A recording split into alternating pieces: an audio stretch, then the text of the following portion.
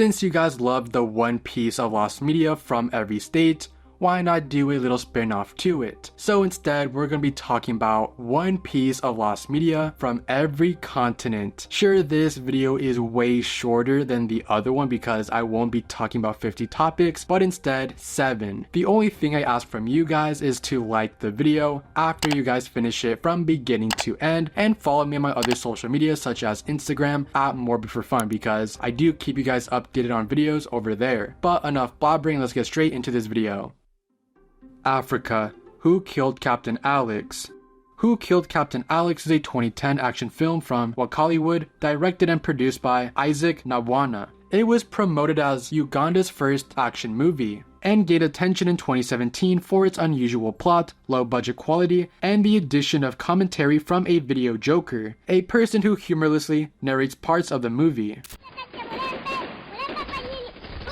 However, this version isn't the original, as the film initially did not include the video joker's commentary. The original audio of the film was lost due to technical challenges Nabwana faced while making movies. Limited computer storage forced him to delete old films after distributing them. Frequent power outages in Wakaliga, a suburb near Kampala, Uganda, also caused him to lose unsaved projects. As a result, the original version of the movie was deleted, and the copy that remained was sourced from a DVD, which happened to include the video joker's commentary. The commentary was initially intended as a special feature, but it became part of the main release due to a likely mistake. Although the original audio is mostly intact in the film, the video joker only appears sporadically, primarily during action sequences. Restoring the original version would have likely required extensive audio editing to remove the commentary. On January 16, 2019, the American Genre Film Archive announced the Blu-ray release of Who Killed Captain Alex and another Hollywood film, including bonus features such as the unfiltered original audio. After some delays, the Blu-ray was released on June 18, 2019 and is available to purchase online. Antarctica. This one's a tricky one. After all, there isn't much media related to Antarctica, and what does exist isn't considered lost. When I searched up Antarctica on the Lost Media Wiki, I did get a few results, but technically they aren't set in Antarctica. So instead, we will be talking about Dream. Yes, you heard me correctly. We're going to be talking about a Minecraft YouTuber for the Antarctica segment. Just bear with me, and trust me, the other continents gets way more interesting. Dream needs no introduction. He was just a faceless Minecraft content creator that blew up, and that once he revealed his face to the world, his fans turned on him. The main reason why he did the face reveal was because he wanted to make IRL videos with his friends. One of those IRL videos was him going to Antarctica with Mr. Beast back in December of 2022. Mr. Beast posted the video onto his channel where he included Dream. However, Dream was getting a lot of backlash from this video. Why, you may ask? Well, that's because he was incredibly boring and contributed nothing to the video. And plus, he was sick.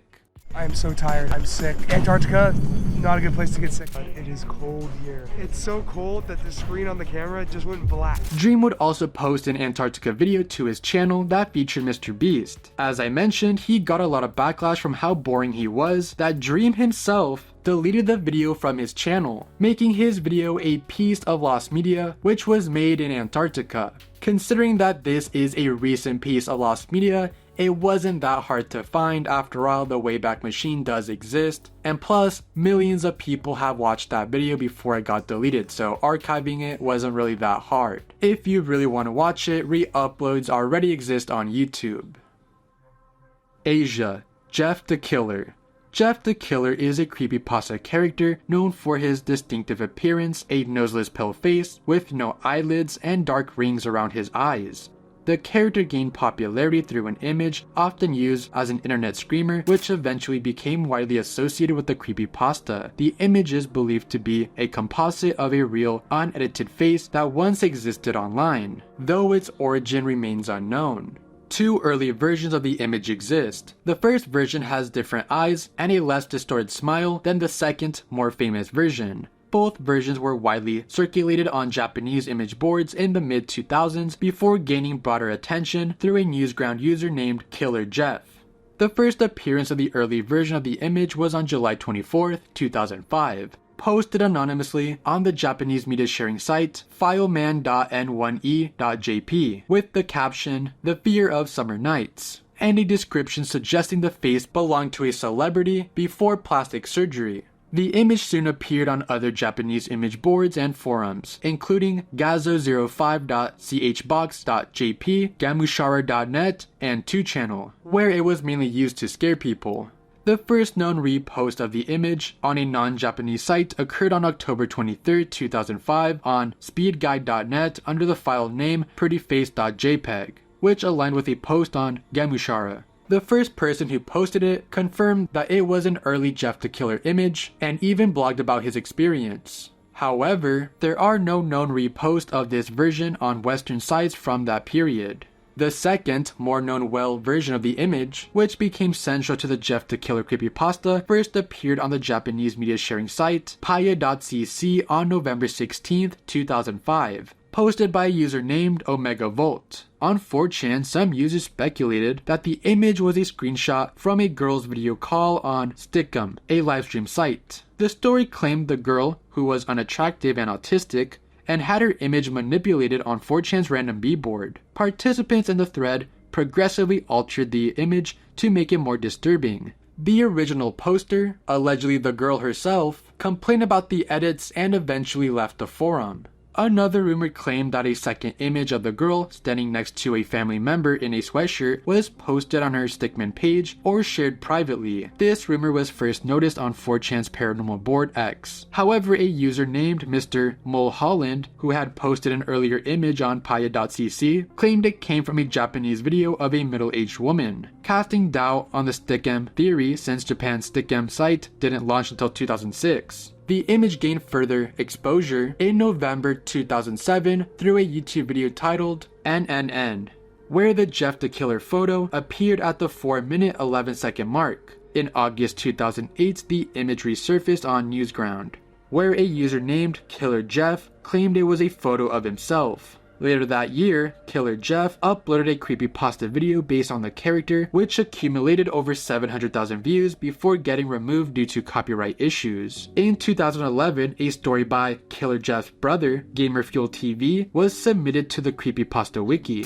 A widely debunked rumor from April 2008 suggested that the image originated from a user's sister who had committed suicide after being bullied on 4chan. The rumors alleged that users had edited her photo before her death. Investigators later traced the woman in the photo to a MySpace account belonging to someone named Heather, who confirmed that she was alive and had no connections to the Jeff the Killer image. Despite various rumors and attempts to trace the image, its true origins remain a mystery, and I don't know why, but so many of you guys are sending me the original Jeff the Killer image on my Instagram DMs, and like I said right now, it's been debunked so many times, and that photo has no association with Jeff the Killer. Oceana, Australia's Naughtiest Videos. Australia's Naughtiest Home Videos was a controversial Australian television special that aired on September 3rd, 1992. Designed to showcase content too sexually explicit for the family-friendly Australia's Funniest Home Videos show. This one-off special aired on 9 Network but was abruptly cancelled mid-broadcast. The program was considered lost for 16 years before being rebroadcast in August 2008, also on the 9 Network. Australia's Funniest Home Video show, which premiered in 1990, was similar in format to the US version, America's Funniest Home Videos. Viewers submitted humorous home videos, and the funniest would win a prize. Over time, the show received racy videos that couldn't be aired due to the show's family-friendly nature. Since these videos became the show's property, upon submission, they were compiled into this adult-themed special. Much like the regular show, the videos were shown alongside jokes and commentary from Australian radio personality Doug Mulray, who also did voiceovers for the special.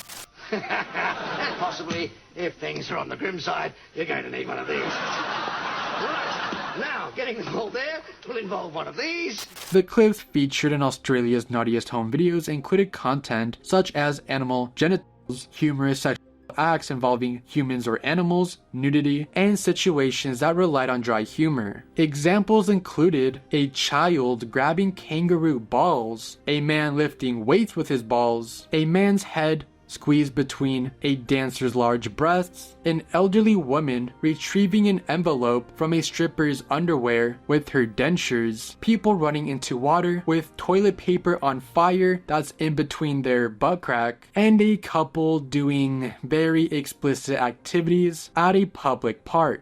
Kerry Packer, the then owner of 9 Network, became aware of the show while having dinner. After watching it for a short while, he was so offended by the content that he immediately called the studio, demanding, "Get that shit off the air." Following his command, the broadcast was abruptly cancelled mid-air, replaced with an episode of Cheers for the remainder of the time slot.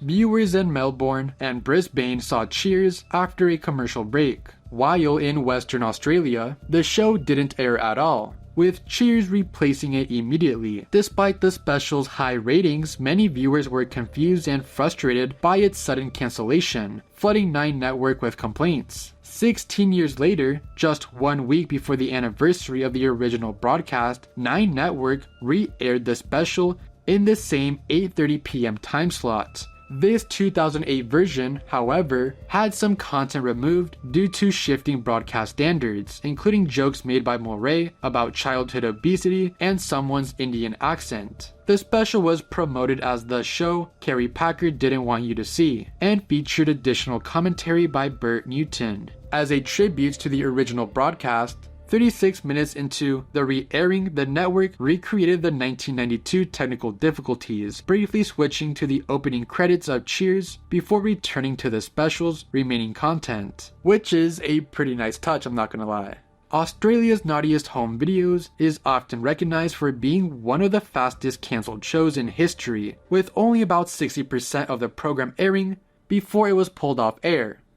Europe, The Day the Clown Cried. In 1971, Jerry Lewis and Nathan Watchberger started producing The Day the Clown Cried, a controversial film set during the The plot follows a circus clown, Helmut, who is imprisoned in a Nazi concentration camp for mocking Adolf. There, he entertains Jewish children and ultimately volunteers to lead them into the chambers, trying to bring joy in their final moments in a bid for personal redemption. The film, written by Joan O'Brien and Charles Denton in 1962, intrigued Lewis, who reworked the script and invested heavily in the project. However, production was plagued by financial issues, and it turned out that Watchberger never secured the rights from O'Brien. As a result, Lewis and Watchberger had a falling out, and Lewis kept a copy of the film, while Watchberger held onto the negatives. Though Lewis claimed the film was nearly complete by 1973, legal disputes and O'Brien's disapproval of Lewis' comedic approach halted its release. The film became notorious among film buffs, with comedian Harry Shearer, who saw a rough cut in 1979, describing it as a perfect object of failure, with its misplaced comedy and tragedy. Lewis himself later admitted deep regret over the film, calling it a bad mistake, and refused to release it. Despite the film being unreleased, several elements have surfaced over the years, including a shooting script, set photos, and a behind-the-scenes documentary. In 2012, French director Xavier revealed he had an incomplete print, which he screened privately. French critic John Michael argued that the film's strange stylistic choice gave it a unique power. In 2015, Lewis donated a copy of the film to the Library of Congress under the condition that it remain unseen for 10 years. In 2016, a German TV channel aired a documentary that included interviews with Lewis and recreations of scenes. 30 minutes of footage also leaked online that year. Despite these glimpses, the film remains largely unseen due to copyright issues with O'Brien's estate. The Library of Congress holds an unedited negative and behind-the-scenes print, but neither has sound or has been digitalized. While the film's production began in Europe, with ties to French and German film circles, it remains an elusive piece of lost media with an uncertain future. North America, La Rosa de Guadalupe. La Rosa de Guadalupe is a Mexican TV show created by Carlos in 2008, known for exploring issues in modern Mexican society like drug addiction, SH, and pop culture. Despite its popularity, the show has been heavily criticized for weak acting, mishandling contemporary trends, and its offensive portrayals of various groups. As a kid, I would always watch this novela with my mom, and honestly, I kinda liked it. Now, was I old enough to be watching the show? Honestly, I think. But I did learn some valuable lessons despite its funny moments. Amorcito, aquí está nuestro hijo. Quiero verlo, conocerlo.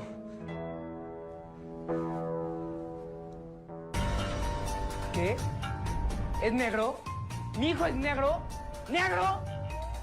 One notable controversy revolves around a tragic real-life event that inspired an episode titled Adiós Inocencia, which translates to Goodbye Innocence. On July 12, 2012, in El Campamento Colibrí, located in the state of Mexico, an armed group of 12 people attacked roughly 90 individuals at a campsite. Among the victims were 7 teenagers who were tortured, shot, and robbed. The perpetrators were arrested and brought to justice. This brutal incident served as the basis for the episode. On August 10, 2012, a sneak peek of Adiós Inocencia was aired, leading to immediate backlash from the victims' parents. They sent complaints to Televisa's president, Emilio, protesting the episode's release and demanding it to be pulled. As a result, the episode was never aired. However, there are unverified claims that it may have been shown in 2013 or 2014. The storyline of Adiós Inocencia follows 2 girls, Carolina and Magda, who attend a camping trip which turns into a horrific ordeal when they are attacked by criminals, resulting in Magda being R-worded.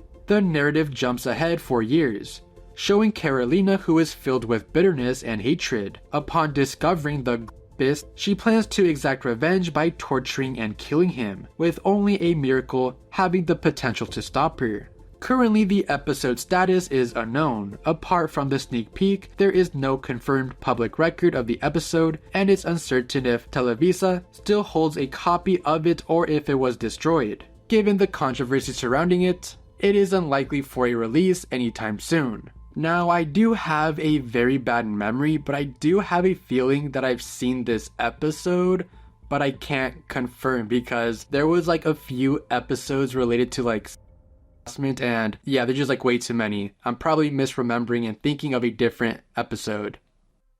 South America, The Wiggles Show, Latin American version. The Wiggles is a well-known children's group formed in 1991 in Sydney, Australia, famous for hits like Hot Potato, Get Ready to Wiggle, and Fruit Salad. What a banger. In the early years between 1991 and 1998, they primarily released albums and videos and toured extensively, gaining significant popularity in Australia. By the early 2000s, they achieved global fame, with their albums, videos, TV shows, and tours becoming highly successful. This success led to the creation of various international versions of the group, including a Latin American adaptation aiming at audiences in South America. The Latin American version featured a different group of people. This lineup only produced 1 TV series, which aired for 26 episodes in 2006 on Playhouse Disney in Mexico, Peru, Venezuela, and other South American regions. Although some speculate that the show might have also aired on Discovery Kids in Latin America after Playhouse Disney stopped showing new episodes, this remains unconfirmed.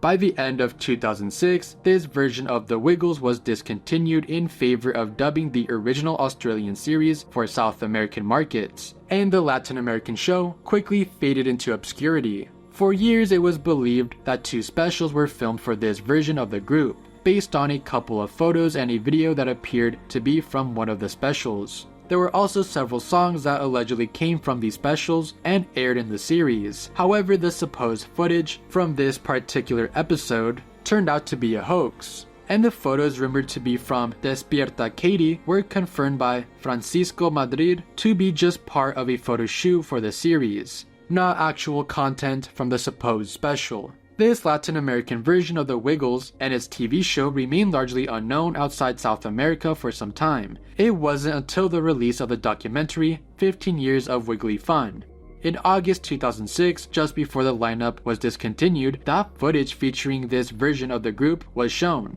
The documentary also included snippets of the song Fruit Salad, marking the first time the Latin American Wiggles were recognized outside of South America. Additional clips were later shown in a news report about the Australian Wiggles. In the summer of 2019, several animated clips from the show surfaced as part of an animation reel created by March Digital, the studio responsible for the animation of the Australian group. Around the same time, numerous photos from various episodes also appeared online. On May 22, 2021, Anthony Field revealed on Twitter that international versions of the Wiggles would be uploaded to the group's YouTube channel, including the Latin American adaptation.